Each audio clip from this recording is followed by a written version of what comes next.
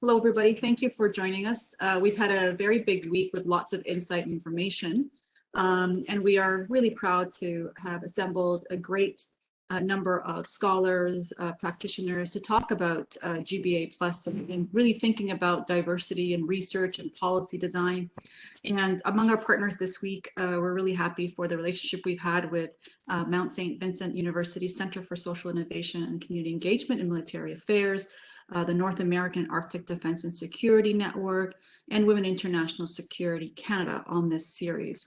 Allow me to begin first by providing a land acknowledgement. We here at the University of Waterloo acknowledge that much of our work takes place on the traditional territory of the neutral Anishinaabe and Haudenosaunee people. Our main campus is situated on the Halaman Tract, the land promised to the Six Nations that includes 6 miles on each side of the Grand River. Our active work toward reconciliation takes place across our campuses through research, learning, teaching, and community building, and is centralized within our Indigenous Initiatives Office. So just some quick housekeeping. Please do keep, for the panelists, keep your mute button on when not speaking, and I'll do the same. We'll also ask you as attendees to really use the Q&A button to ask questions.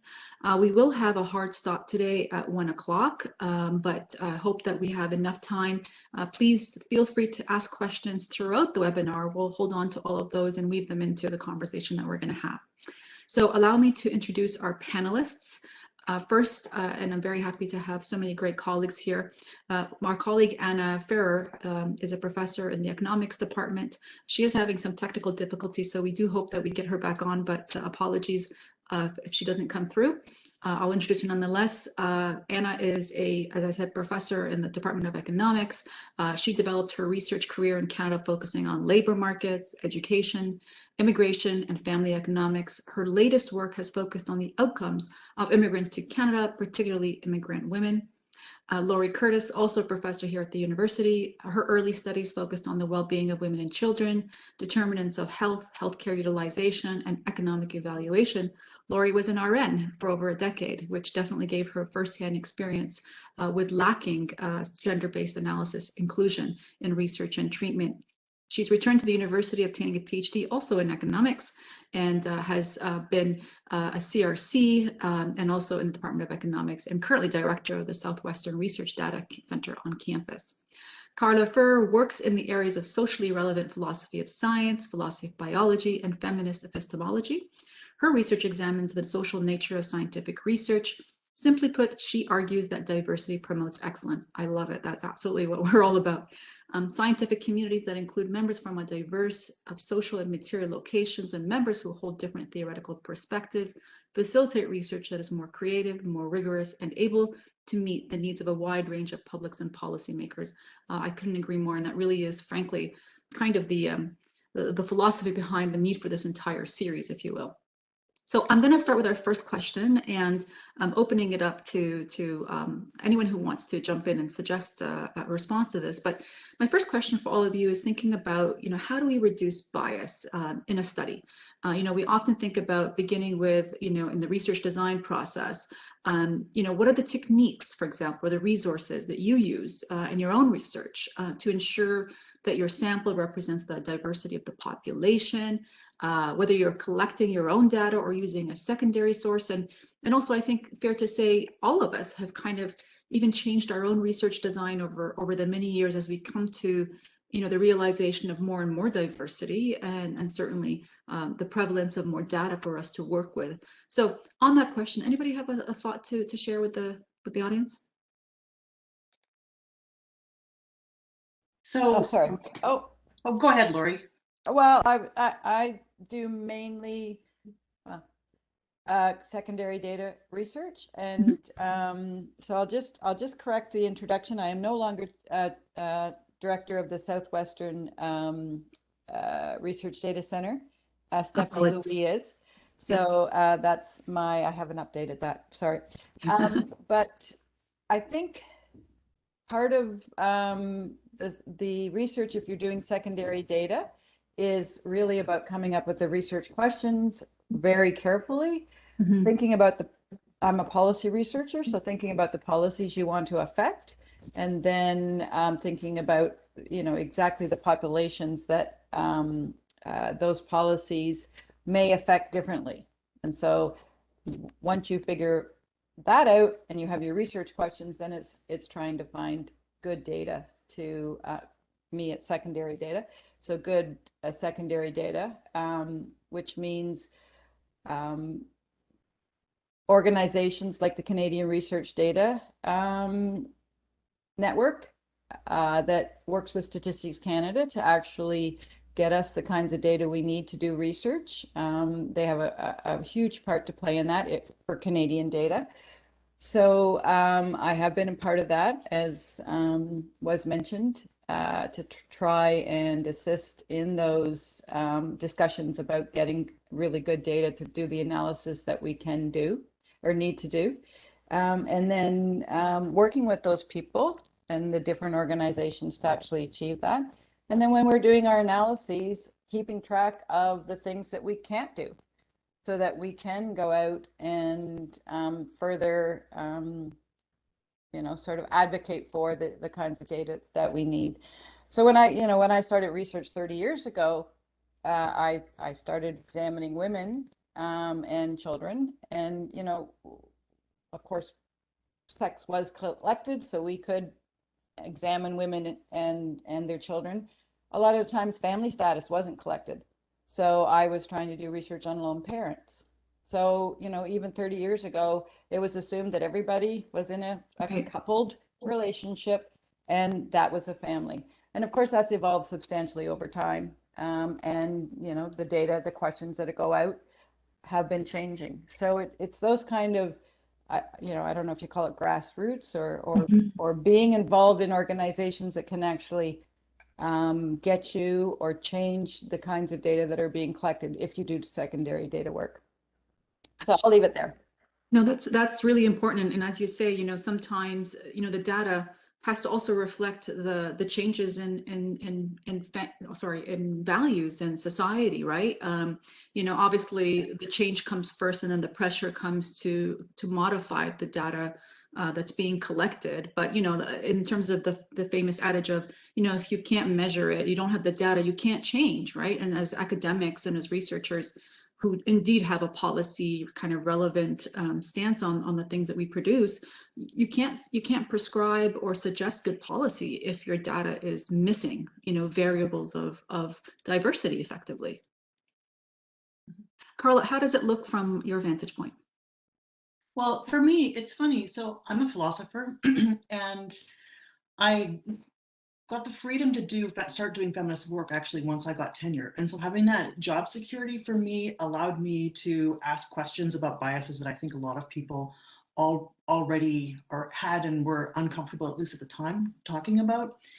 But what's interesting for me is that it actually, once I started doing feminist work, my interactions with non-feminist colleagues was great in terms of helping me sort of check or double check if I'm making assumptions about gender that might not be as universal as they seem to me, for example. And also interacting with colleagues who are African-American feminists. Some of my African-American feminist colleagues have done a great job of taking me to task with some of my earlier research, where I was doing work and I would put up a chart talking about differences between men and women, and this person, she put up her hand, Black woman put up her hand and said, well, where am I in that chart? And I'm like, anyway, I was appropriately embarrassed at that moment. And since then, actually, I've been working really carefully to try to look at how I can make my research more intersectional and make it less focused on white women. Now, another point that I think is really important is that when we look at where can bias enter research, and this connects closely with what Lori was saying, that the philosopher of science in me says it can get in so many places, and it's important to realize where it gets in. So people doing research are humans in a particular culture, and we tend to make particular sets of assumptions, and we make tons of gender assumptions without realizing it, because gender binaries for many people are just it's the water that we swim in, and ask a fish how much it notices the water. It doesn't. So it can start there. Biases can creep in terms of the construction of our research groups, in construction of the discipline that we're in terms of our funding, in terms of our choice of the structure of our questions, our choice of methods, the choices that we make in our statistical analyses. And then I think a lot of researchers tend to think, well, that's where it ends. But in fact, I think there are important ones that loop around after that. That's in the discussion section of a paper, for example, that is the section that convinces.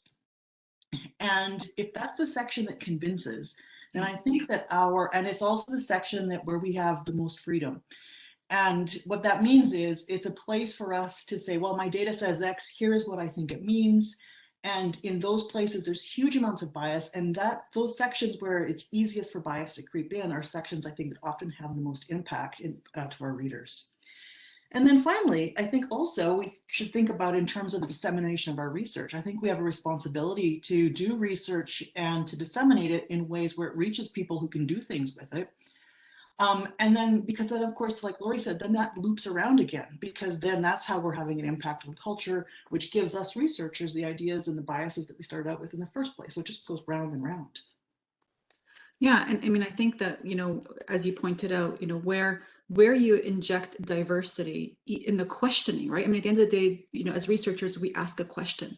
And even at the very essence of the value of the question, how we ask the question, all of that will, where you sit, you see different things. And, people's identities will reflect how one sees the world, the problems in the world, even the value of whether or not that problem, that research problem, has value to be discussed, can change fundamentally from person to person.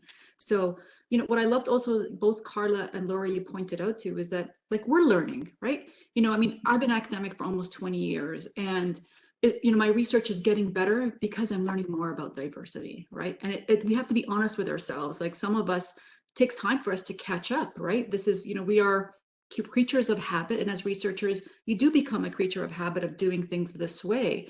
But I love the story of your student, Carla, because it becomes we are learning. Even as professors, every day we're learning, and some of that includes undermining our own kind of past view of how to do research. It changes, and frankly, for good, and gets better because we as a society are growing to understand the importance of identity too. And I think that's one of the ways that we can demonstrate integrity and responsibility as scholars and as teachers. Yeah, absolutely. Anna, I'd love to turn to you. I know you're having a little bit of challenge with the technology today, so hopefully your audio holds up. We see you really great. So wondering if you could talk to us a little bit about how some of the techniques or resources that you've used in your own research to ensure your sample represents the diversity of the population. Can you hear me then? Yes. So, well, I guess my answer to that question is colored by the discipline. So I am an economist. I work with samples, with data, with secondary data. So I can go down and look for my own data to work with what's for the most part. So, but Anna, maybe just, if you don't mind, turn off your video and let's see if that improves your bandwidth quality, because we didn't quite hear, unfortunately, what you said.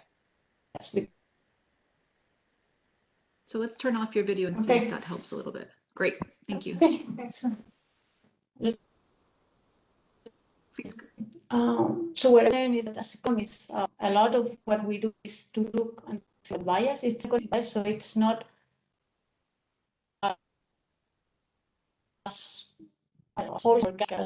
being there for diversity, but we are used to that. But the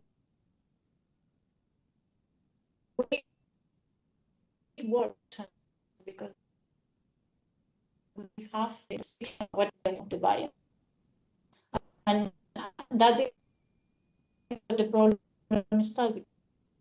As Carla was saying, so you know,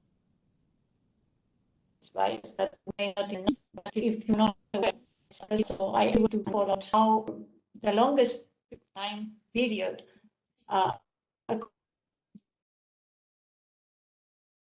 were just not looking. I'm really sorry, Anna. We're having a really Okay. hard time. I don't think. Okay. Sorry, Anna. Unfortunately, I think it's going to be really hard to understand. It's cutting out quite a bit. I apologize. We'll try again maybe a bit later if you don't mind. So let me turn to another question that I have, and let me turn to you, Laurie, first. You know, within economics, obviously, I think there's, you know, been a lot of development, obviously, in the field, like all fields. But are there instances that you can think of where, you know, a gender-based approach or a gender, you know, an approach that considers gender was not taken and the results of the study were flawed? You know, in your own research, have there been like steps in your own research where, you know, diversity could have been better understood or improved had you, for example, had the data available? So, I mean, I've been doing gender-based analysis since I began. I mean, my PhD was and my master's work were on women, and so in my own work, I've sort of done this before it was recognized as kind of gender-based analyses.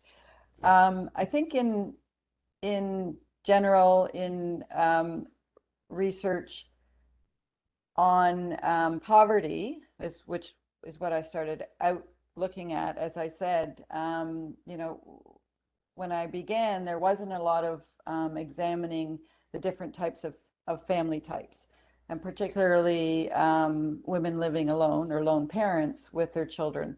And once, you know, it's been a while since we've actually recognized it, you know, 25 years, the research came out that you know, lone parents were substantially worse off. Female lone parents were substantially worse off than other family types, and so their children, of course, were living in abject poverty sometimes, and certainly the child poverty rates for lone parents were much higher than the poverty rates for other types of households, and it was recognized, you know, that sort of teen pregnancies and teenage poverty rates were teenage mother poverty rates were higher, but it wasn't necessarily recognized that even more mature women, when they, you know, when the divorce rates started going up, lone parent in those situations were also substantially higher. So I think the data came out, the results came out, and policy has changed. You know, the Canada Child Benefit is one of the policies that sort of came out from the work that was being done in the early 90s on child poverty and how do we make the lives of these children and in different family situations better.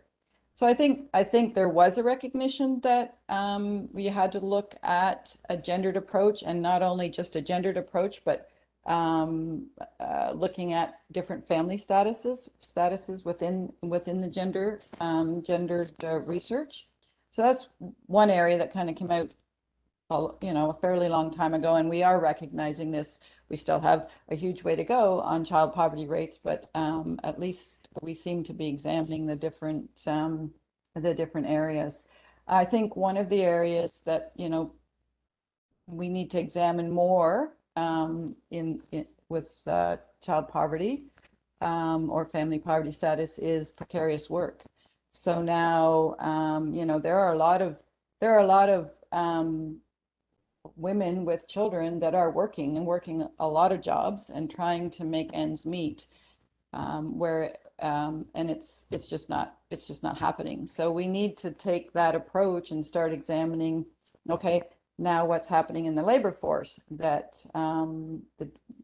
child poverty still, even though more women are in the labor force, more women are working, why are we still seeing high rates of poverty? So it's now the types of employment these women are in.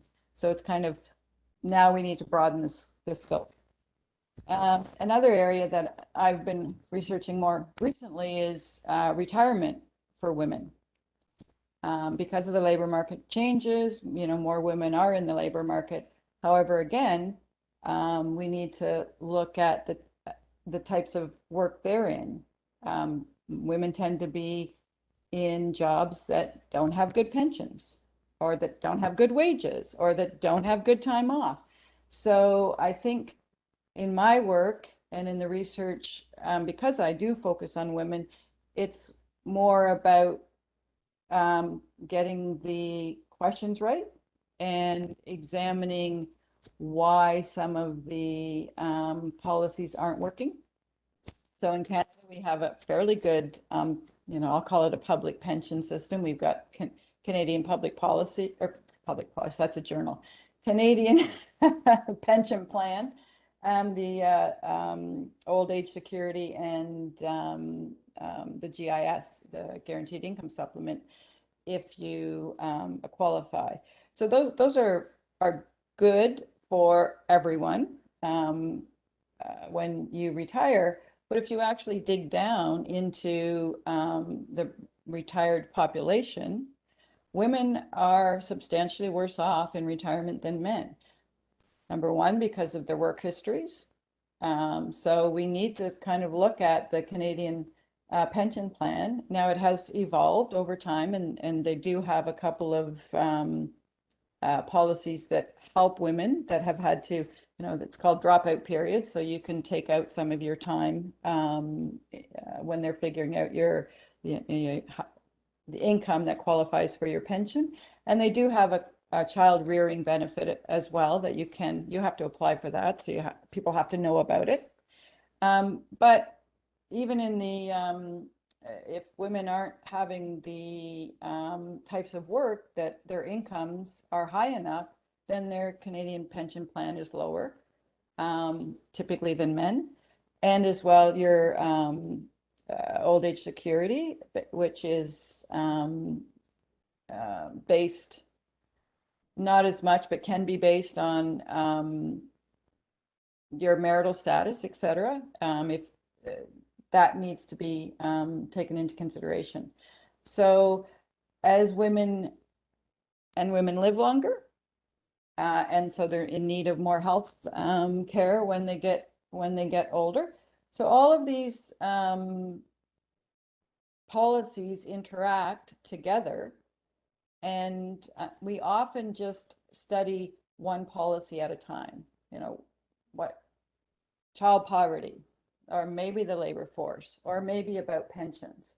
And I think we need to start, particularly when we're thinking about gender, we need to start thinking about how all of these policies, all of these situations, I think, Carla, you talked about intersectionality, how all of these things intersect to result in the types of lives we have, and how policies can work together. I mean, we often talk in academia about the silos, but I worked in government. It's very similar in government. All these different offices, have design what they're going to design.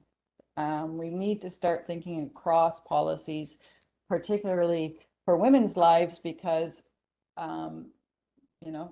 family, work, all of these things matter. And I think that's absolutely, Lori.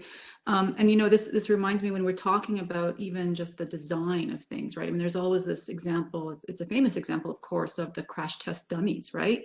In cars, right? And that the seat belts, the airbag, all of it wasn't even thought of women in mind. I mean, it's amazing, right? We're 52% of the population, and yet our bodies are not the standard for even driving a car, right? Which is, I mean, unbelievable. And I mean, it's an old classic example, but if I may, I'm just going to share one of my own. Recently I went to my car dealership, and I said to them, look, this keychain that, this key, the open and close automatic key thingy, this is my third one that I've had to bring back to you because it always has a hole in it after a while. The rubber really kind of disintegrates. And the guy says, and this little thing is like $250, believe it or not, to replace for the company under warranty. So they have to replace it. And they say, yeah. So the guy says to me, yeah, this is you and all the women who have this car have the same problem. And I said, all the women on the thing? And I thought to myself, And he says, yeah, because the nails, you guys are more likely to have nails. And so you guys are going to puncture that over time.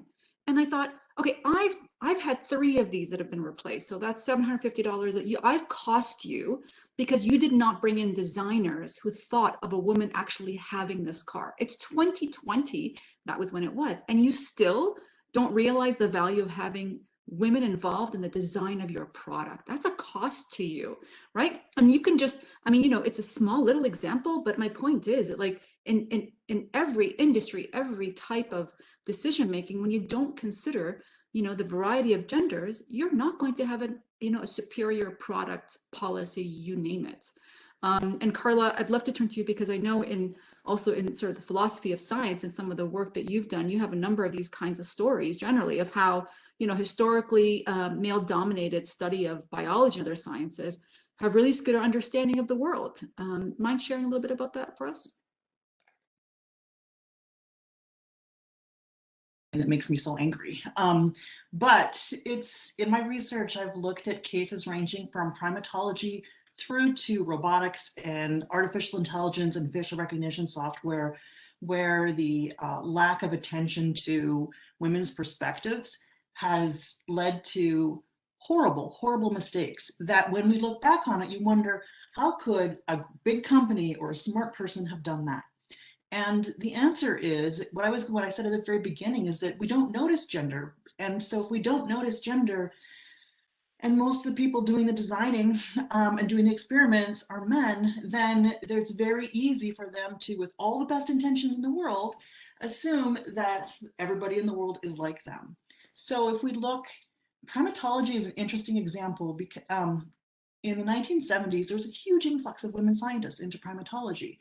And my favorite example is the work of scientist Jean Altman, who was at the University of Chicago for a long time. And she was doing research and she realized that primatology didn't have the theories or the methodologies to study anything that had to do with relationships among females or mothering or any of the social hierarchies that might happen. The only tools they had were to basically notice what females were doing when they were with a male behavior that was screaming and carrying on. That's putting it crassly, but that's about it.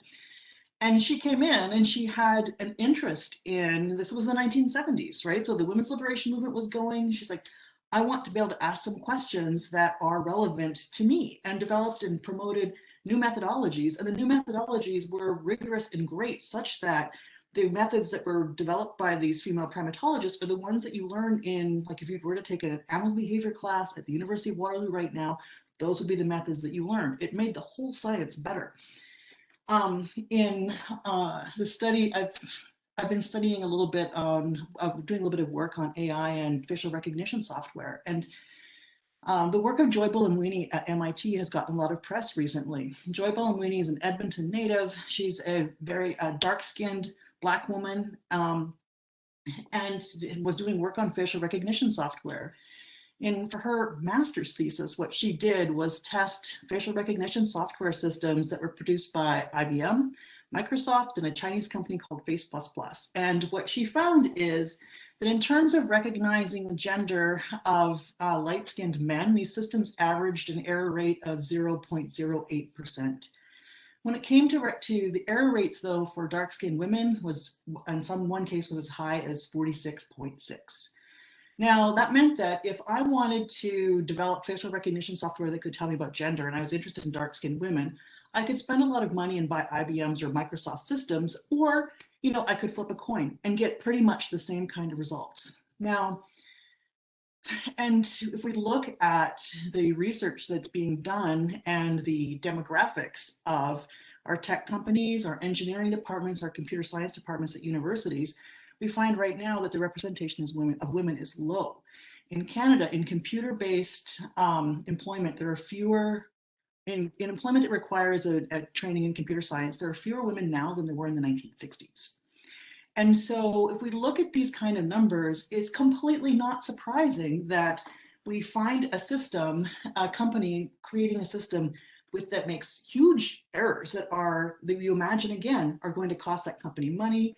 It's going to decrease that company's reputation in a huge segment of the population. and it just doesn't work, right? So, and the way to fix that, of course, is I think it's not a surprise that a dark-skinned woman computer scientist was the one that described this stuff, or that found this stuff. And there's an image I use that is so striking. She has a white Halloween mask, and that almost looks, it's very inhuman, but it's just a blank white human-shaped face that she wears when she's doing research on these systems. So the systems recognize her as human. So there are lots of cases in between. Like I said, I could go on and on, but here's what we see when we lack diversity in the universities that develop the people who would be working in these companies and in the companies themselves. And if we look at what's happening in the culture of our universities and the culture of those companies, such that even a lot of the women who are there find their voices muted or silenced, it's not surprising that we see smart people making bad mistakes. And it might not be easy, but it's a simple way to avoid those problems. And that is to include diversity within the research and development and marketing of companies, and also in the professoriate and the student body in our universities. Yes. That is so powerful. And it really is an important reminder for all of us at every stage of the research project, including thinking about, just the pipeline, right, of talent, of, students. I mean, the stats are terrible in terms of not just, the lack of inclusion of, racialized people, but increasingly, also, STEM and women. I mean, there's just so much to be done to get to kind of the place that we want to be as a society. And it's not all just, about arts and social sciences, as you pointed out. It includes thinking about the hard sciences, so to speak, right? Absolutely. Anna, can I ask you, we've patched you in by phone. So Anna, let me ask you about, in your own work, how, the underrepresented women and immigrants not being counted so often lead to bad policy decisions. If there's any specific examples that come to mind, or maybe just general information about how the Canadian labor market sometimes fails women and immigrants.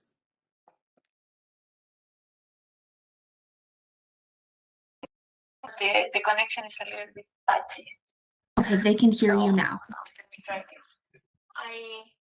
So there are many, there are some examples about that. And for instance, it's not by chance that the best studies on immigration actually happen and are done by researchers who are immigrant themselves. So that is something that it's well known. Most of the researchers in immigration are immigrants themselves, and that means that they are going to come up with the right questions, and they are going to address the right programs. So the example I had in mind had less to do with immigrants and more to do with women, and how and were for the longest time ignored in terms of labor market analysis, just because they were labeled as, well, it's going to be very difficult to do a proper job with women, so let's just not do anything. And let's just focus on men, for whom we some questions without fear of making a mistake. So it's not as bad as what Carla was saying in terms of setting up a design that is supposed to work for everybody, and it doesn't. At least, in this area, they were aware it's not going to work for everybody, so let's just focus on half of the population. But that is responsible for how far behind women are, because a lot of the problems that would have come up if these things were studied didn't come up. So it is only now after, and it has to happen. I mean, I cannot believe that COVID had to happen so that governments realize how important it is to have childcare. When, this is something that was pretty obvious already almost 50 years ago. But, if you don't study women, you're never going to realize how important it is to have childcare. So this is the sort of mistake that can be done. And in terms of women immigrants, it's all about how you are going to look at these issues. So again, for the longest time, if you only study immigrant women as spouses of immigrant men, you are going to get a very different type of result as if you study immigrant women themselves. So that's another thing that in terms of women immigrants, you can understand, because, for instance, in the case of women immigrants, the childcare issue is even more important sometimes for their, native born women, because they usually, not always, but they usually have families. They don't have the same travel accessing jobs. So the issue of studying, for instance, the effect of language on the immigrant labor market has a much larger effect on women, because most of the times they are not, or they may not be as prepared as men if they come as spouses or as refugees. And on the other hand, they cannot even access training. So you set up policies that are supposed to help, but women cannot come and to these courses, to language training, things like that, because there is no daycare available for them. So these are the examples from my side of the woods in terms of if you don't have diversity, you don't ask the right questions, and sometimes even if you know that you cannot do a good job, if there is no awareness of what are the deficiencies in the data, you cannot make any progress. Yeah, absolutely. And I think, as so much evidence is showing, is that, representation matters. Having the people who have that lived experience, they're, as we said, they're going to have different sets of questions. So again, that comes back to us in, as we develop research teams, certainly I would say that, because a lot of our work is increasingly team-based. I mean, this is, kind of the beauty of the modern era. I find that a lot more of our research, I even see it in my own kind of academic career, a lot more team-based. And the beauty of that really is that we're able to get, people with different identities to come to the table, because the questions will be that much better just by virtue of them actually having that lived experience where they're going to ask different types of questions. If I may, I just want to move to our kind of last kind of point of conversation, and just thinking about sort of what can we do, right? What can we do as researchers?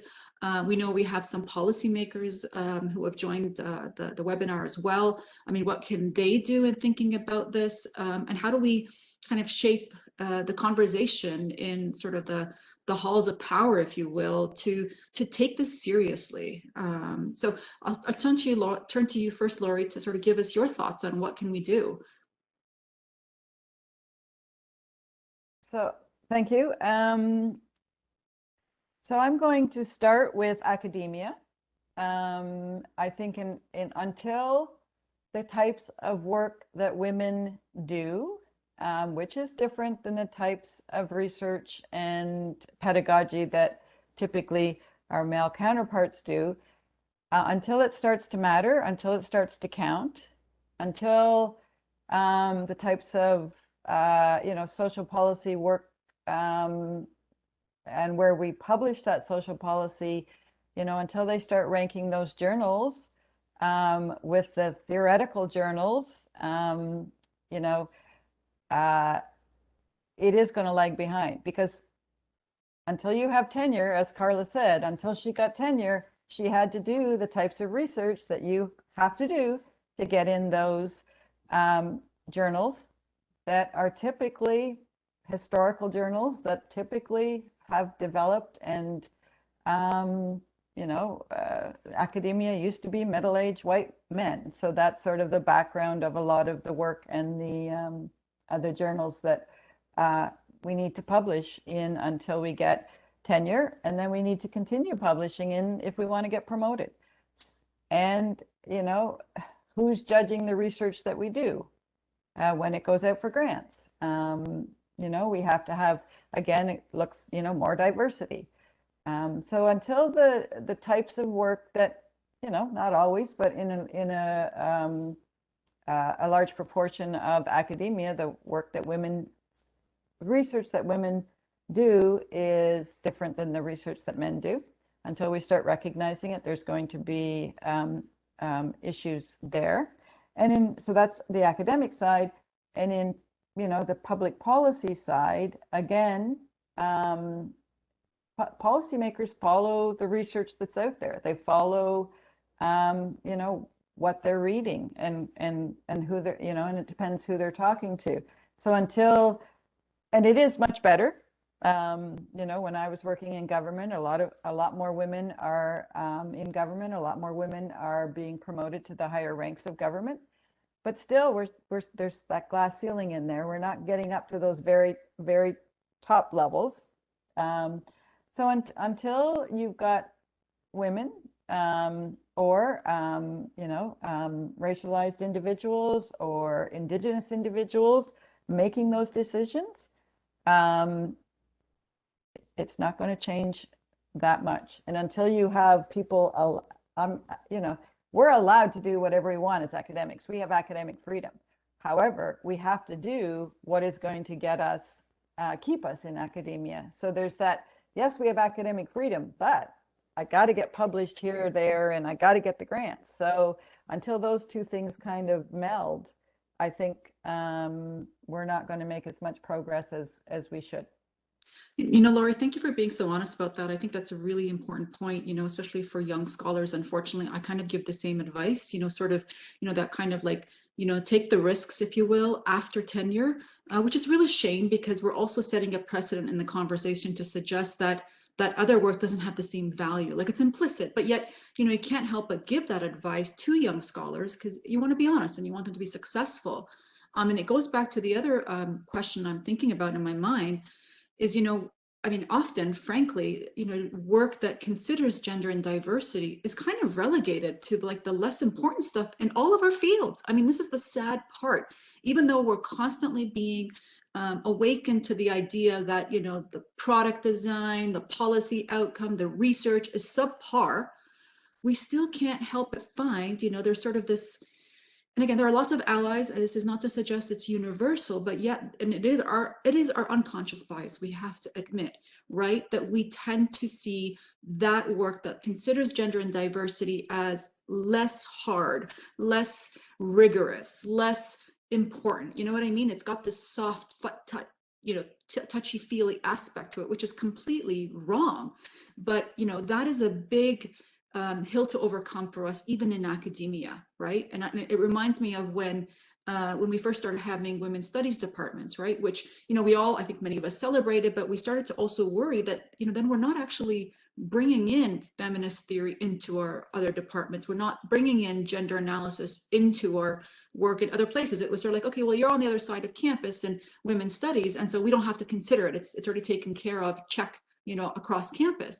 But that didn't do us justice either. And so, you know, we're really, I think, you know, at the beginning stages of just really trying to, I think, shake things up in academia and ask these kinds of questions. But I'm frustrated, like, I think, sorry, not to say that you are, but I sense like we're all collectively like still scratching our head, like we're still talking about, can we some of us have been at this university for 20 years and we're still, you know, not necessarily ahead, and the stats show yes, we've improved on the assistant professor level when it comes to women, but certainly not much higher than that. And that's, you know, that's a pipeline that is broken in my humble view. So a lot of stuff to talk about. Sorry, Carla, I'd love to turn to you. I know I've hogged up the mic, if you will, but there's just so much to say, and I know we're all very passionate about this. But if I could ask you, you know, in your own work, and you had this great article. I just love the title of it. What is in it for me? Right?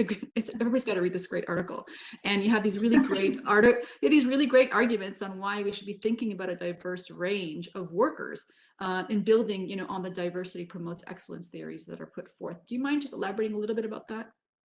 I would love to, and I'll try and be succinct, but that's hard for me because this is my favorite of my papers. So, so an assumption that a lot of people make, and people with good intentions, people who would consider themselves allies, and some women and some people of color even, will say that there's an assumption that meritocracy and diversity are both values, but they pull in different directions. And you see that all the time. I've talked to so many people who say, I would love to hire a woman, but we really need to just get the best candidate. And I have an obligation to my company or to my department to get the best candidate. So of course, if you take a minute and built into that they're talking to a woman at the time, and there's an assumption that the best candidate is not a woman, but that's not actually what I'm even arguing about. That assumption is powerful, and I see people who are extremely well educated make that assumption in a huge range of positions. And one of the things that is great is that in the last 10 years, there's been a huge uptick of people doing research on the business arguments for diversity. And these are things that we've been talking about, and I could go into, and the nice thing is a lot of these business arguments for diversity. So I'm trained as a philosopher, an analytic philosopher, so I like the logic. I'm not going to go through the logic of it right here, but what's kind of beautiful about it is that it's not soft, right? You just go into the basic structure of how arguments work, and you can see this from doing that, the significance of having people with different perspectives working together in developing our research ideas. So one of the things that we see is that a community that holds this of people who are similar, right? A homogeneous community doesn't have the capacity, or it's very difficult for that community to realize the assumptions that are common in its culture. Some people might even say it's impossible. And so how is it that you figure out what the assumptions are that's part of your culture? Well, heck, you talk to someone with a different set of assumptions. That almost seems like dinner table common sense. But oftentimes the idea is we need to hire the best person for the job, and the best person is going to be the person who looks like the person who had the job last time. And so when we make those kinds of meritocracy arguments, they're almost always backward looking and often not forward looking. If we're going to call ourselves innovative, maybe we should be forward looking at this point. But the benefits that can come out of diverse practitioners include hugely increased creativity, like we saw with that primatology example, a whole new set of methods. We find the capacity to recognize our assumptions, which is necessary for doing research that would fall under any of our definitions of objectivity. And we also find that our research can be applied to a much, the products that we create can be applied to a much broader set of constituents or bigger markets, right? I think about the facial recognition software that only works for actually a small proportion of the population. Wouldn't it be better for the company to be able to sell that product to more people? So what that shows is that you cannot start with the assumption that diversity and meritocracy pull in different directions. And in fact, I think that there might be cases where it does, but arguments need to be made for that, and it can't be a starting point. So now the challenge of this, of course, is it is very easy to then increase diversity, encourage people to increase diversity in their organizations based on those kinds of arguments. And it's easy for people to do so in a way that is, I politely call nominal. That looks good, but in fact doesn't work or makes very little difference. And here, the discussion that we had earlier about you see departments, university departments, and you see companies have big celebrations over diverse hires. And when those diverse hires aren't promoted to the next level or move to a different job, so the failure to retain or advance those diverse hires, that happens quietly. And so we end up losing huge amounts of talent because of the culture that we invite people into. So I like to say there's a big difference between offering an invitation and actually being inviting. And it's, so I mean, as an undergraduate, I worked in a biology research lab, and this was before a lot of the sexual harassment lawsuits, right? And the lab was papered with pictures of women in bikinis and what have you, and I was the only woman in that group. And as you might imagine, I was a little bit shy in that context. And at the time I was 18, I didn't even think about it. But oftentimes we can think about the culture that we have in our research departments or in our policy departments has a huge impact, not only on our ability to hire, but also to retain these diverse practitioners, but also to create an environment where they actually have the freedom to flourish and develop the ideas that we hired them to develop, and to engage in the conversations that we actually want them to engage in.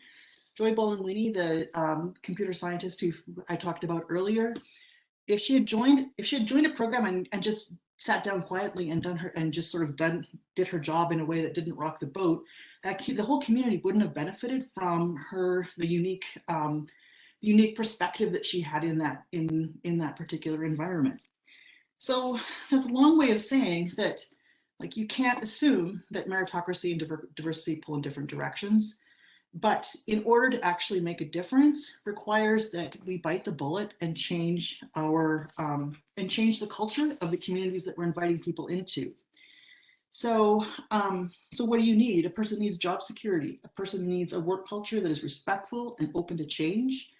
And practices that have successfully worked in a community in the past chances are those are the same practices that related to them, at least, or the features that function to exclude women, people of color, variety also. And so what that means is that to think that we're going to increase diversity but keep everything else the same is really an oxymoron, because what we're doing is the benefits of diversity come from the ways that organizations can grow and change based on the variety of different kinds of factors that people bring to the table.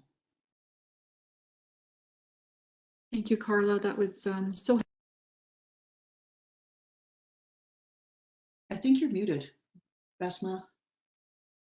Oh my gosh, a year later and we're still making those mistakes. Thank you so much, Carla. I think, we're clearly still learning, and this is, really important for us. And obviously, as we start to think about, how we make things better, we have to really kind of reverse engineer the problem and think about how do we get there, right? That one example, talked about the key design. You can say, okay, it's, that car manufacturer's problem, but no, it's actually back to, we don't think about teaching or even valuing science, technology, engineering, and math with girls in public school, right? And so, the problem is even earlier and earlier, and we need to come to realization of how we as educators also can kind of help change the conversation. Anna, let me come to you next. The question I have to you is about thinking about this in the case of labor. And how have you seen, awareness of gender differences play out in, for example, how we look for work, what kind of work we look for, and, thinking about, for example, unemployment. Any thoughts on that and some of the great research you've done on this work? Well, sure. I have.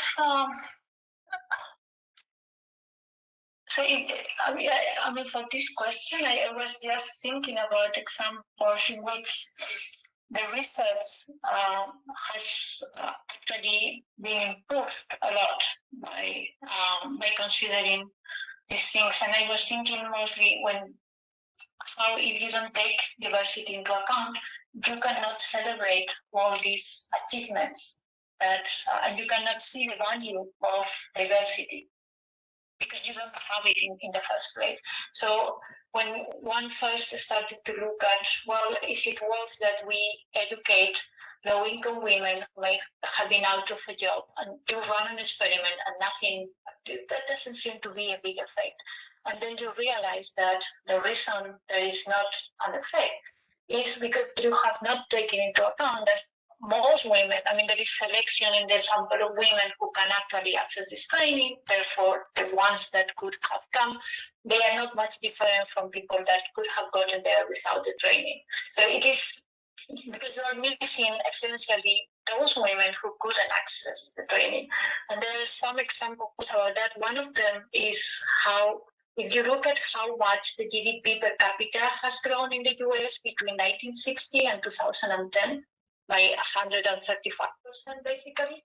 And if you kept the level of discrimination for women and people of color and minorities, and all actually the discrimination that happens at the level of education in the US, the growth in GDP would have only been 60%. Half the growth had to do with all those barriers that have been removed for minorities. And I find that actually amazing. And I see those things all the time. There is a very broad literature on immigrant. It says how immigration brings so much to our communities in terms of better amenities, they improve cities and the understanding, better work teams, as we have mentioned here.